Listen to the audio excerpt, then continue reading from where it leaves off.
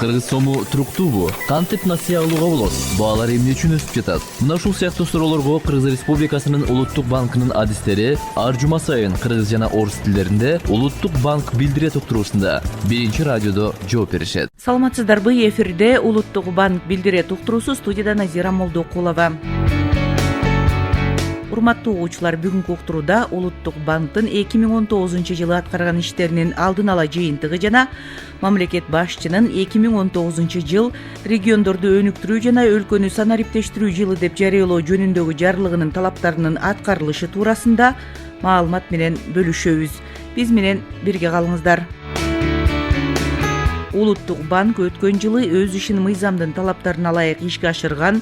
Улуттук банктын негизги милдети баалардын туруктуулугун камсыз кылуу болуп саналат. Улуттук банктын төрагасы Толкунбек Абдыгулов 2019 жылы бул максаттар камсыздалганын белгилеп, жалпы экономикада оң натыйжалар бар экенин, макроэкономикалык көрсөткүчтөр тастыктап турарын билдирди.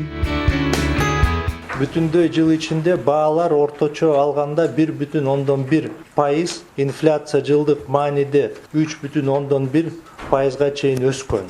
Валюта рыногу туруктуу жагдай байкалган. Алмашы курсу жыл ичинде 0,3%га төмөндөп, 69,64 сомду түзгөн. Таза сатуу 143 миллион АКШ долларды түзгөн. Алтын валюта резервтердин өсүшү катталган. Бул эми айтып кетсек, бул исторический максимумга жетти. Бүгүнкү күнү биздин алтын камдарыбыз 2 миллиард 424 АКШ долларды түзөт. Бул биздин валюта резервтин өсүшү биздин калкыбызга келечекти уверенно болуп караса болот. Бул биздин резервтерибиз 5 ай импортты финансированияга жетет. Акча базасы акырындык менен кеңейип баратат. Жыл ичинде 11%га же 6,3 миллиард сомго көбөйүү менен банк секторун өнүктүрүү боюнча оң көрсөткүчтөр катталууда. Кредит портфели 14,5%га же 146 миллиард сомго чейин көбөйгөн. Банктагы депозиттер 13,4%га же 151 миллиард сомго чейин өскөн. Кредиттер боюнча чендер төмөндөө тенденциясына ээ болгон. Улуттук валютада жаңыдан берилген кредиттер боюнча орточо салмактын алынган чен 2018 жылына салыштырмалуу 0,5% пунктка төмөндөп, 2019 жылы 19%ды түзгөн. Белгилей кетсек, 2019 жылы экономиканын долларлашуусу төмөндөгөн, алсак өткөн жылы депозиттердин долларлашуусу 5,7% пунктка, кредиттердин долларлашуусу 2,8%га ылдыйлаган. Жеке адамдардын акча которуулары 2019 жылдын 11 айында 2 миллиард 192 миллион доллар болуп, бул 2018 жылга салыштырмалуу 11,6%га төмөн экенин көрүүгө болот. Жыйынтыгында отчеттуу жыл ичинде акча которуу системасы аркылуу келип түшкөн каражаттардын таза агып кирүүсү 14,4%га төмөндөп, 1 миллиард 698,5 миллион АКШ долларын түзгөн. 2019 жылы Улуттук банк экономиканы колдоо максатында коммерциялык банктарга, андан ары ишкерлерди жана региондордогу долбоорлорду кредиттөө үчүн 54,5 миллиард сом сунуштаган. Кредиттик аукциондордун алкагында коммерциялык банктарга акыркы карыз алуучулар үчүн 12%дан ашпаган максималдык пайыздык чен менен 2 миллиард сом жогору каражат сунушталган. Коммерциялык банк тарабынан 500 миллион сомго жакын жалпы суммадагы 75 ири регионалдык долбоор каржыланган. Мындан тышкары регионалдык долбоорлорду күрөөсүз каржылоо боюнча долбоорлор ишке ашырылып, алардын алкагында өлкөнүн региондорунда 359 миллион сом суммасында 84 долбоор каржыланган. Толкунбек Абдыгулов мындан тышкары президенттин аймактарды өнүктүрүү жана санариптештирүү жылы деп жарыяланган жарлыгынын алкагында эл карт улуттук картынын ээлери үчүн мобилдик телефон аркылуу бир нече секундтун ичинде дээрлик баардык операцияларды жүргүзүү үчүн эл карт мобайл тиркемеси иштелип чыкканын, аны колдонуучулардын саны 83 миңден ашып, жалпысы 1,5 миллион транзакциялар ишке ашырылганын билдирди. Муну менен бирге аталган тиркеме аркылуу QR код колдонуу менен төлөмдөрдү жүргүзүү долбоору ишке киргизилгенин кошумчалады. Эми алдыда соода түйүндөрүнөн QR код менен товар сатып алууга шарт жаралат. Ошондой эле Улуттук банктын имаратында дата борбору ачылды. Ал акча которууларды анализге алып, калкка үзгүлтүксүз кызмат көрсөтүү мүмкүнчүлүгүн кеңейтет. Бул жалпы банктык системага үчүн арналган нерсе да. Мисалы бүгүнкү күнү сиз карточка менен төлөгөндө күндүн аягында жабылат да. Бул дата центрибиз постоянно иштеш керек болуп атат да. Отказоустойчивый деп атпайбызбы? Бирдемкеси сынып калса да дублирующий системалар бар.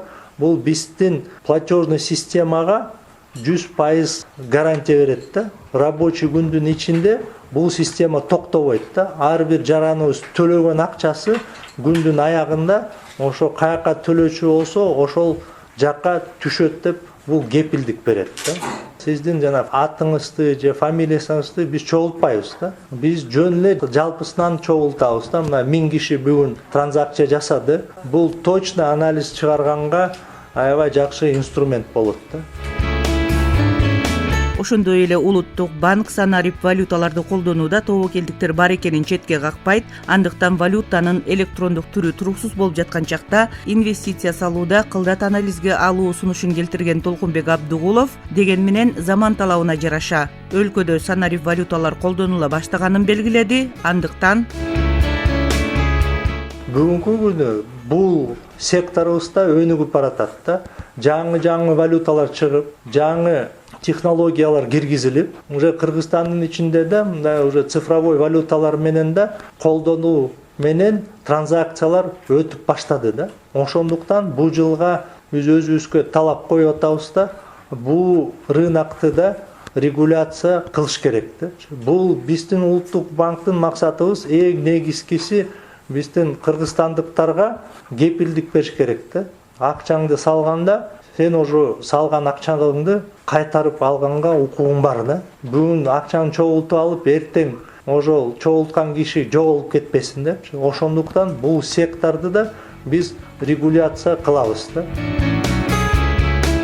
Улуттук банктын төрагасы Толкунбек Абдыгулов банк чөйрөсүндөгү тобокелдиктерди алдын алуу үчүн адам фактарын азайтып, жасалма интеллект киргизүү караштырылып жатканын кошумчалаган. Бүгүнкү күнү биздин ар бир банктын куратору бар да. Ал уже жана риск ориентированный надзордун принциптерине таянып, ар бир күнү ар бир банктан ошо финансовый показательдерди балансты алат да. Ошо балансты карап туруп, каерде бир риск көрсө, проверка менен чыгып туруп, ошо банктын ичинде проверка жасап туруп, ошо өзү койгон суроолорго жооп таап туруп келет да. Бирок бул бүгүнкү күнү жана киши чыгат деп атпайбызбы? Искусственный интеллект киргенде бул уже программа өзү карап туруп, өзү анализ жасап туруп, өзү сунуштарды берет да. Бул банкка барып туруп, ушул жерин караш керек депчи, же бул банкка барбаш керек, биякта баары жакшы деп. Бул жана адамдык фактор деп коебуз го. Ошону влияниясын төмөндөтөт да.